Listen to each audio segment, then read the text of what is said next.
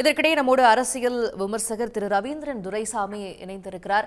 இணைந்தமைக்கு நன்றி திரு ரவீந்திரன் துரைசாமி. இப்போ மாணிக்கம் தாக்கூரை பின்னால் இருந்து யாரோ இயக்குகிறார்கள் என்கின்ற ஒரு சந்தேக கேள்வியையும் செல்வ பெருந்தகை முன்வைக்கிறார். இப்படி இவரை பேச விட்டுவிட்டு தேசிய தலைமை வேடிக்கை பார்ப்பது சரியாக இருக்காது என்று அரசியல் நோக்கர்கள் சொல்லக்கூடிய கருத்தையும் நம்ம பார்க்கிறோம். மாணிக்கம் தாக்கூர் போன்றவர்கள் தாவேகா போன்ற கட்சியோடு கூட்டணிக்கு செல்ல வேண்டும் என்கின்ற கணக்கு எப்படி சரியாக இருக்கும்? எப்படி போனாலும் அது திமுகவுக்கு எந்த ஒரு பாதிப்பும் இருக்காது அப்படிங்கிற விஷயங்கள் தான் முன்வைக்கப்படுகிறது. ஏன் ஒரு தவறான கணக்கை மாணிக்கம் தாக்கூர் போடுகிறார் அப்படிங்கிற கேள்வியும் வருது. நீங்க எப்படி கருதுறீங்க அதை? காங்கிரஸ் கட்சியை பொறுத்தளவுல தங்களோட பலத்தை மீறி தங்களை அவங்க கணக்கீடு பண்றாங்க. ஆக்சுவலா காங்கிரஸ் கட்சி தனிச்சு போட்டியிடும் போது 2014 தான் கடைசியாக அவங்க தனிச்சு போட்டியிடக்கூடிய ஒரு சூழ்நிலை வந்தது.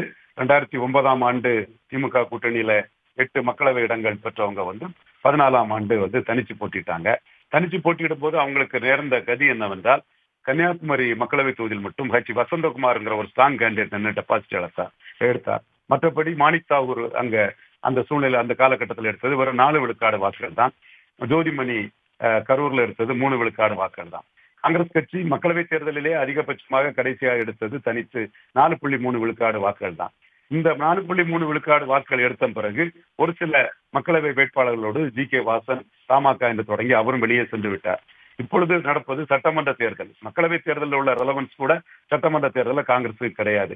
அப்படி இருந்தும் தமிழக முதல்வர் மு.க. ஸ்டாலின் அவர்கள் காங்கிரசுக்கு முக்கியத்துவம் கொடுப்பதற்கு காரணம் என்னவென்றால், காங்கிரஸ் கட்சி பாஜக எதிர்ப்பு அரசியலில் கிறிஸ்தவ முஸ்லிம் வாக்குகளுக்கு ஒரு கேட்லிஸ்ட் போல்ஸ் என்ற அடிப்படையில் அவர்கள் நிற்கிறார்கள். இதை கூட நாம் தெளிவாக பார்த்தால், திராவிட முன்னேற்ற கழகம் 2014ஆம் ஆண்டுக்கு பிறகு 16இல் அவர்கள் 10 விழுக்காடு வாக்குகள் காங்கிரஸ் கூட்டணியோடு உயர்ந்தார்கள். அதில் 6 விழுக்காடு வாக்குகள் மோடி பிரதமர் என்று விழுந்த வாக்குகள் கலைஞர் கருணாநிதி தலைமைக்கு வந்தது. இதில் காங்கிரசுக்கு எந்த ரோலுமே இல்லை. மீதி 4 விழுக்காடு வாக்குகள் ஒரு கேட்டலிஸ்டாக டிஎம்கே பிளஸ் காங்கிரஸ் என்ற அடிப்படையில் தான் அந்த வாக்குகள் வந்தது. காங்கிரஸ் கட்சி அந்த கேட்டலிஸ்டாக வந்த வாக்குகளுக்கெல்லாம் அந்த முழு உரிமையை தாங்கள் கூறி தொகுதி பங்கீட்டில் பிரச்சனை செய்கிறாள் என்றே நான் பார்க்கிறேன். உள்ளபடியே திமுக கூட்டணியை விட்டு காங்கிரஸ் விலகி சென்றால் அது இந்திய அளவில் ராகுல் காந்தியின் பிரதமர் கனவை முழுக்க முறியடித்து விடும்.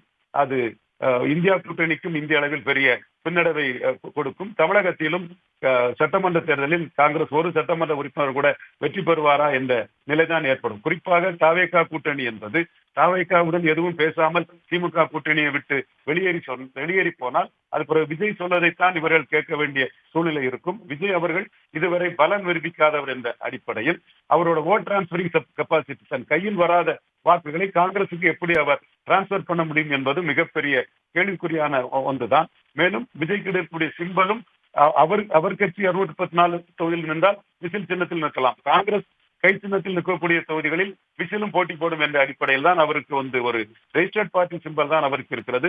ஓட் டிரான்ஸ்பரிங் கெப்பாசிட்டி என்ன என்று தெரியாது, அவருக்கு பலம் என்ன என்று தெரியாத சூழ்நிலையில் ஸ்டாலின் கொடுப்பதெல்லாம் எம்பி போஸ்ட், எம்எல்ஏ போஸ்ட் என்ற சூழ்நிலையில் காங்கிரஸ் கட்சியினர் நிச்சயமாக விஜயை காட்டி திமுகவுடன் பேரம் பேசும் வேலையைத்தான் பார்க்கிறார்களே தவிர இதை உடைத்துக் கொண்டு ஒன்றுமில்லாமல் போகக்கூடிய ஒரு முடிவை எடுக்க மாட்டார்கள் என்றே நான் கருதுகிறேன். இணைந்து உங்களுடைய பார்வைகளை பகிர்ந்து கொண்டமைக்கு நன்றி திரு ரவீந்திரன் துரைசாமி. உடனுக்குடன் செய்திகளை தெரிந்து கொள்ள சன் நியூஸ் பெல் ஐகானை கிளிக் பண்ணுங்க.